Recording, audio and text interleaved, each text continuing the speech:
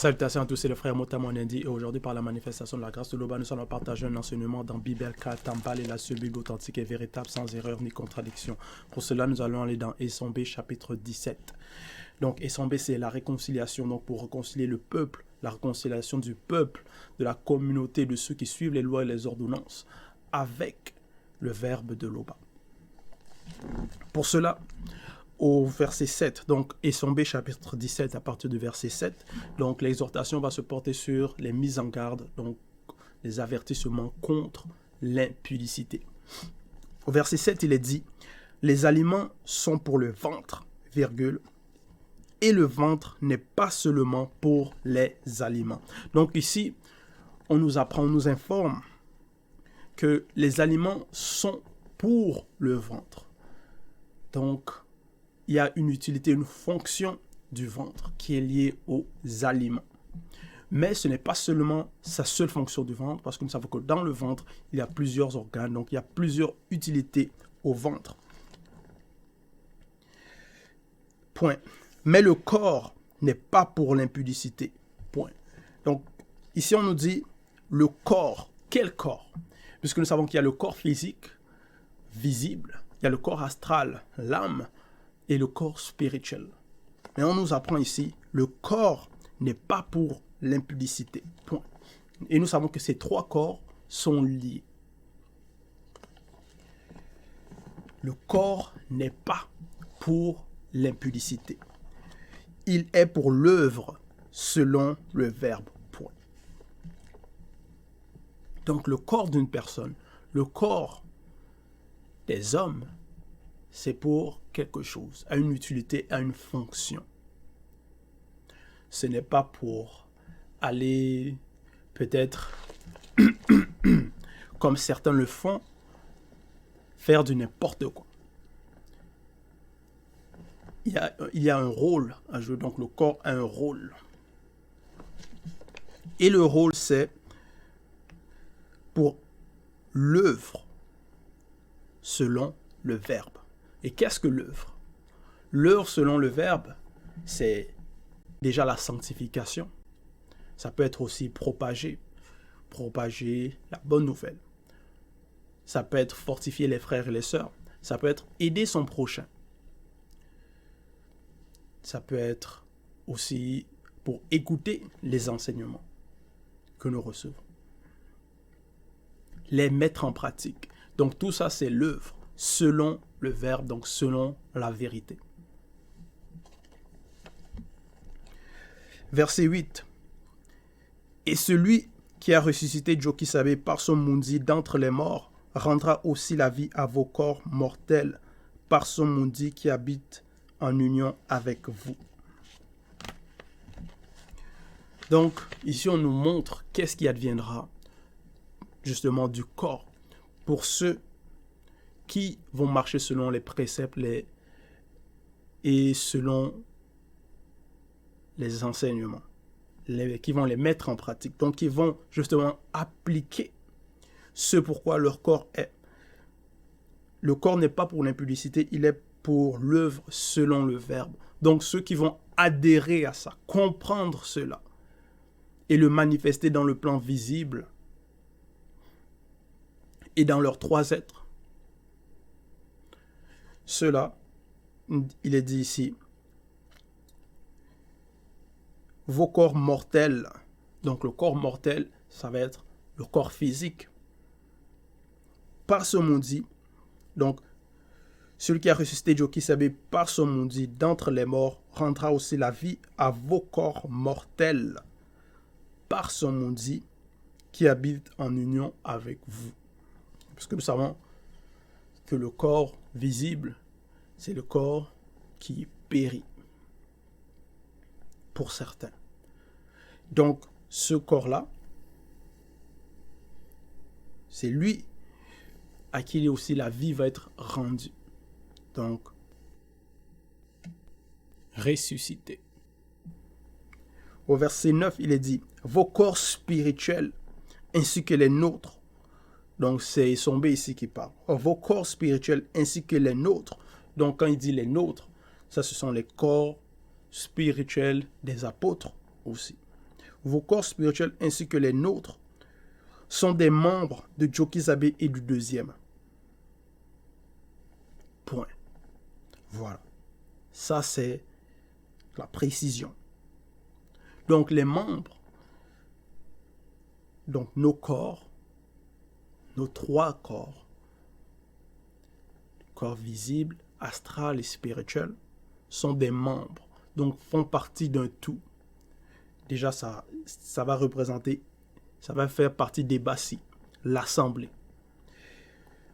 Sont des membres de Jokisabe et du deuxième.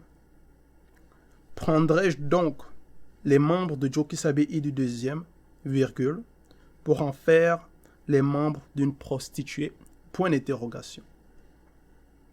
Parce que la prostitution, c'est la désobéissance, c'est commettre des actes abominables contre nature, donc l'impudicité, aller contre les préceptes, commettre des actes immoraux.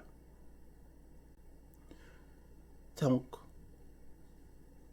va-t-on prendre nos corps, notre corps, pour commettre ces actes-là ignobles? Verset 10, loin de là, celui qui s'attache à la prostituée a un seul désir, entre parenthèses, corps avec elle, point, car les deux deviendront un pendant l'acte. Donc ici on nous dit que celui qui s'attache à la prostituée a un seul désir, corps avec elle.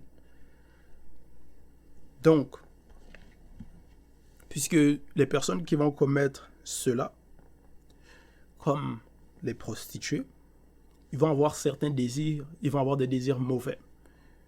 Ils vont satisfaire ces désirs mauvais-là. Ils vont être animés par toutes sortes d'esprits immondes. Et celui qui va s'attacher à ce genre de personne, qui va se lier à elle, va devenir un aussi avec ces désirs-là. Donc va ressentir aussi les mêmes désirs. Donc va être aussi animé par les mêmes mauvais esprits. Et donc va former un corps avec elle. Car les deux deviendront un pendant l'acte. Donc une sorte de fusion avec ces mauvais, avec l'ignominie, avec l'impureté, avec l'impudicité. Verset 11. Mais celui qui s'unit au Verbe, virgule, dans ces trois êtres, virgule, devient comme une seule personne avec lui. Donc ici, il est dit comme, et non pas devient une seule personne, mais comme. Donc ça va être par la mise en pratique, par l'obéissance, dans la sanctification. Donc dans l'œuvre selon le Verbe, donc en accomplissant l'œuvre selon le Verbe, nous devenons aussi comme un avec le Verbe. Donc c'est en union. C'est l'union. Verset 12. Évitez à tout prix l'impudicité. Point. Donc ici, on nous recommande, on nous dit d'éviter à tout prix. À tout prix. Donc peu importe qu'est-ce que ça peut nous coûter, peu importe ce qu'on doit faire pour se dégager de là. Pour fuir, il faut le faire. Car l'âme qui commet l'impudicité par le canal de son temple physique pêche contre son propre corps physique. Donc on nous apprend ici que donc même le corps visible, ce n'est pas lui, ce n'est pas le corps qui veut commettre cela, mais c'est l'âme qui commet l'impudicité par le canal de son temple physique. Par un canal, donc c'est comme, le corps devient comme un instrument par lequel l'âme qui a des désirs mauvais va utiliser pour commettre ces actes-là. Et qu'est-ce que l'impudicité? Donc déjà, l'impudicité, c'est le caractère, comportement d'une personne qui transgresse sciemment et sans honte les convenances sociales en matière de sexualité, actes ou paroles impudiques. Disposition de quelqu'un à se comporter ou d'agir d'une manière que reprouve la morale sexuelle. Donc, c'est quelqu'un d'immoral, d'indécent,